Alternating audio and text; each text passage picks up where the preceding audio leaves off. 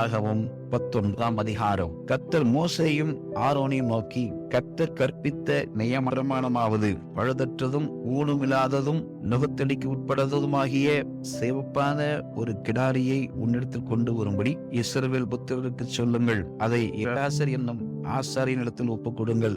அவன் அதை பாளையத்துக்கு வெளியே கொண்டு போக கடவன். அங்கே அது அவனுக்கு முன்பாக கொல்லப்பட கடவுது. அப்பொழுது ஆசாரியனாகிய எலாசர் தன் விரலினால் அதன் இரத்தத்தில் கொஞ்சம் எடுத்து ஆசரிப்பு கூடாரத்துக்கு எதிராக 7 தரம் தெளிக்க கடவன். பின்பு கிடாரியை அவன் கண்களுக்கு முன்பாக ஒருவன் சுட்டெரிக்க வேண்டும். அதன் தோலும் அதன் மாம்சமும் அதன் இரத்தமும் அதன் சாணியும் சுட்டெரிக்கப்பட வேண்டும். அப்பொழுது ஆசாரியன் கேதுரு கட்டையும் ஈசோப்பையும் சிவப்பு நூலையும் எடுத்து கிடாரி எரிக்கப்படுகிற நெருப்பின் நடுவிலே போட கடவன். பின்பு ஆசாரியன் தன் வஸ்திரங்களை தோய்த்து ஜலத்திலே ஸ்நானம் பண்ணி அதன் பின்பு பாளையத்தில் பிரவேசிக்க கடவன். ஆசாரியன் சாயங்காலம் மட்டும் தீட்டுப்பட்டிருப்பான். அதை சுட்டெரித்தவனும் தன் வஸ்திரங்களை ஜலத்தில் தோய்த்து ஜலத்திலே ஸ்நானம் பண்ணி சாயங்காலம் மட்டும் தீட்டுப்பட்டிருப்பான். சுத்தமாயிருக்கிற ஒருவன் அந்த கிடாரியின் சாம்பலை வாரிக்கொண்டு பாளையத்திற்கு புறம்பே சுத்தமான ஒரு இடத்திலே கொட்டி வைக்க கடவன். அது இஸ்ரவேல் புத்திரரின் சபைக்காக தீட்டு கிளைக்கும் ஜலத்துக்கென்று காத்து வைக்கப்பட வேண்டும். அது பாவத்தை பரிகரிக்கும். கிடாரியின் சாம்பலை வாரினவன் தன் வஸ்திரங்களை தோய்க்க கடவன். அவன் சாயங்காலம் மட்டும் தீட்டுப்பட்டிருப்பான். இது இஸ்ரவேல் புத்திரருக்கும் அவர்கள் நடுவிலே தங்குகிற அந்நியனுக்கும் நித்திய கட்டளையாய் இருப்பதாக. செத்து போனவருடைய பிரேதத்தை தொட்டவன் 7 நாள் தீட்டுப்பட்டிருப்பான். அவன் 3ஆம் நாளிலும் 7ஆம் நாளிலும் தீட்டு கழிக்கும் ஜலத்தினால் தன்னை சுத்திகரிக்க கடவன். அப்பொழுது சுத்தமாவான்.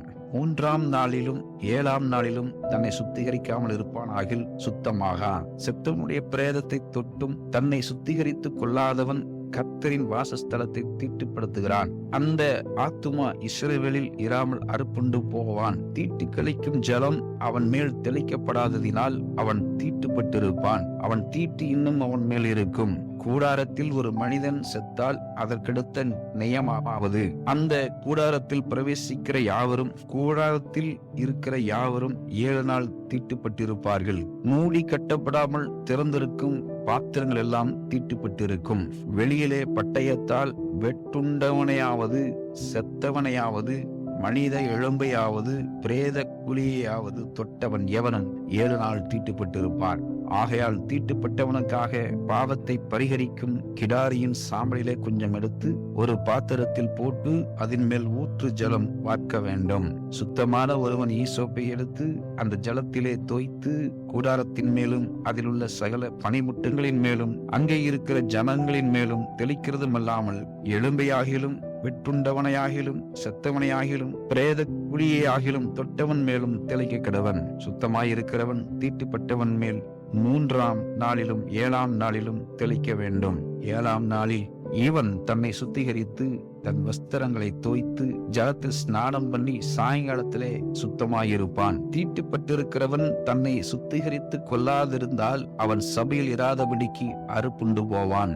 அவன் கர்த்தரின் பரிசுத்த ஸ்தலத்தை தீட்டுப்படுத்தினான். தீட்டு கிளைக்கும் ஜலம் அவன் மேல் தெளிக்கப்படாததினால் அவன் தீட்டுப்பட்டிருக்கிறான். தீட்டு கிளைக்கும் ஜலத்தை தெளிக்கிறவனும் தன் வஸ்திரங்களை தோய்க்க கடவன். தீட்டு கிளைக்கும் ஜலத்தை தொட்டவனும் சாயங்காலம் மட்டும் தீட்டுப்பட்டிருப்பான். தீட்டுப்பட்டிருக்கிறவன் தொடுகிறவைகளெல்லாம் தீட்டுப்படும். அவைகளை தொடுகிறவனும் சாயங்காலம் மட்டும் தீட்டுப்பட்டிருப்பான். இது உங்களுக்கு நித்திய கட்டளையாயிருக்கும் என்றார் என்பதே. ஆமேன்.